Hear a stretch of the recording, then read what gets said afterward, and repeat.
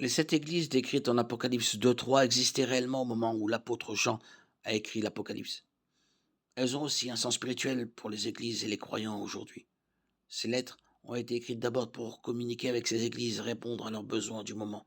Ensuite, pour révéler 7 différents types de personnes et d'églises qu'on retrouve à travers l'histoire et les instruire de la vérité de Dieu. Une troisième possibilité est que ces 7 églises préfigurent 7 différentes périodes de l'histoire d'une église. Le problème avec cette idée est que chacune des 7 lettres décrit des problèmes qu'on retrouve dans l'Église tout au long de son histoire.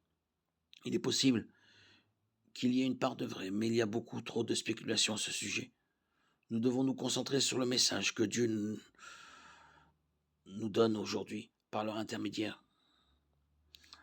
Les 7 églises sont celles d'Éphèse, l'église qui a perdu son premier amour.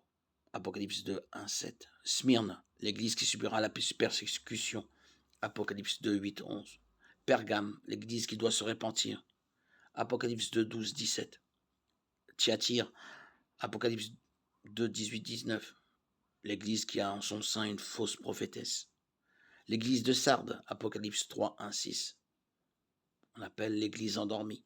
Philadelphie, Apocalypse 3, 7, 13. L'église qui a persévéré.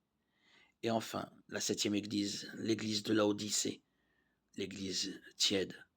Apocalypse 3, 14, 22.